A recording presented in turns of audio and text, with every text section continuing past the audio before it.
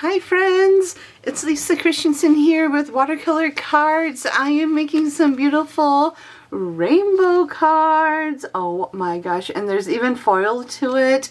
If you're new to foiling or if you're new to stenciling, this is a perfect video for you. It's water soluble ink, which means basically it's translucent and it works really much like watercolor, but I have so much fun making cards with stencils and ink that I'm like totally all in. And I even made some like watercolor worksheets for you, which I think will be very, very helpful. And I can't wait to show you my process on how I pick colors, how I make some really beautiful, simple cards, and I'll give you some tips along the way, and we're just going to have a lot of fun with this video. Alright, so if you find this video helpful, of course, I would love a subscribe or a like to the video. It really helps my channel out, and it helps me to grow like the watercolor card community. So please like and subscribe to my video. Ready to start learning about color? Okay, so complementary colors. What I'm doing here is I wanted to see how my complementary colors work with each other. So pink or red and green are complementary colors, yellow and purple are complementary colors, and orange and blue are complementary colors, which also means that they are across the color wheel. So if you take the primary colors, red or pink, yellow, and blue, and you take the secondary colors, which are green, purple, and orange, those four colors will make up all the colors that you need to work with color theory. And within those 6 colors, you can get absolutely any kind of variation to go with it. In translucent mediums like ink, we don't use black, and we use white as the tint. So what I like to do is I like to play with triads as well. So this one is just the primary triad, so I'm using my pink, my yellow, and my blue to get the secondary colors. And you'll notice that the yellow and the pink are making orange, and then the blue and the yellow will make green, and the blue and the pink will make a purple color. And that is all I need to get all the colors that I need. So as another example, is I love to play with my color. I can't always know what colors I'm going to get or how they're going to react to other colors if I don't play. So I gave you a spot in these worksheets that you can download and print for your own, so you can play with your colors and really get an idea of how you want to play with them. Alright, so I don't know if you're new to foiling or not. I use foiling sometimes when I do my ink cards. And so I have this foil it from Tailored Expressions. It's called Make a Rainbow, and actually works with a stencil. But you could probably foil it and just do your own blending without the stencil. I just bought the stencil with the foil it. It's really kind of fun. So I just am using copy paper, which also works just as well as a shim. So saving some money. Alright, I'm going to put this in my Mink. This is hot foiling, and basically what I'm doing is I am activating the foil on the black, on this black ink toner is basically what it is. And when it comes out, I did silver, so all these little designs that are black will now be silver, usually. And I just cut my foil down to the size that I think I needed it to be, and I'm running it through my Mink, and I'll do the same thing with the gold. And so I always have 2 shims going.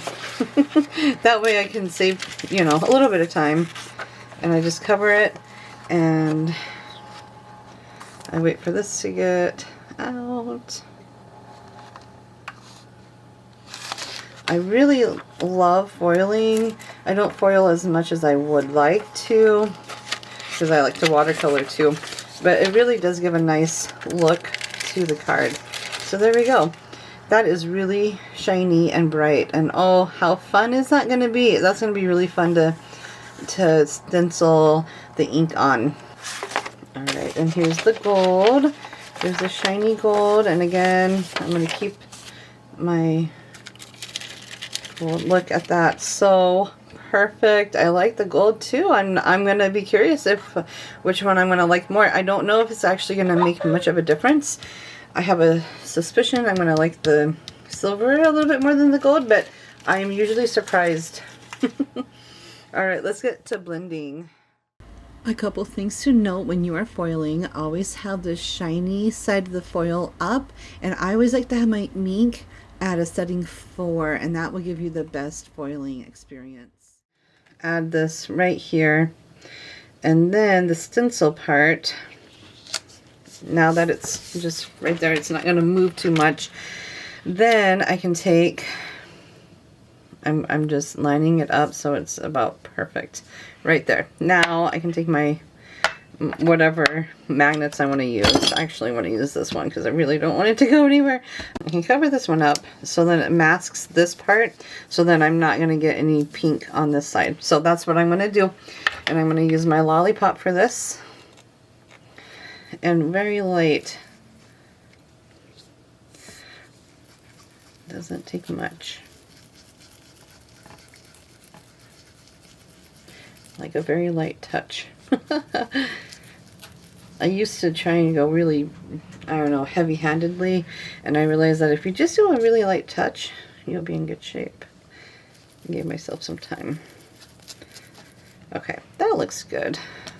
I'm just gonna lightly do this blue. Oh, that's gonna look so pretty.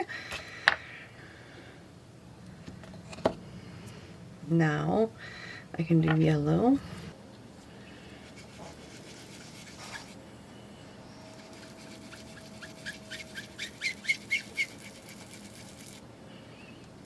Well, I think that's gonna work. Yeah, this shouldn't take very much ink.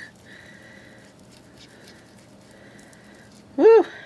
And I have me a really super cute card. Yeah, look at that.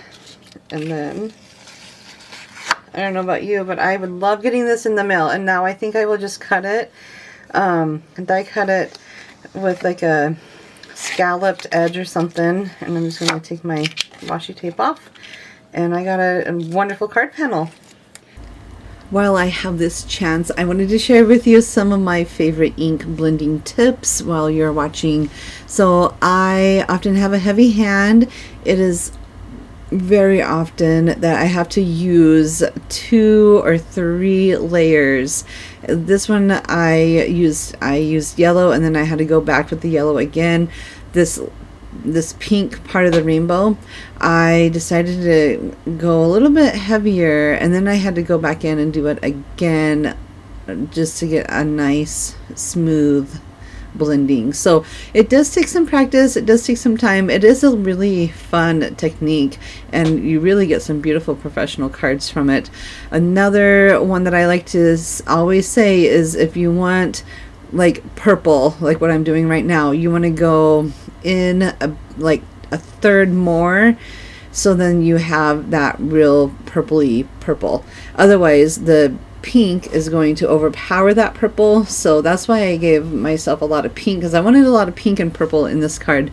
And you'll notice that I am just adding then yellow, and that yellow will turn into green, and the blue will be in the middle of the section. And I had to get kind of careful with it, because I really did want some of that orange. But you just have to play and just realize that whatever color you want, you just need to add a little bit extra more color to it, and then you get this beautiful rainbow effect, and that is going to make for a really fun St. Patrick's Day card.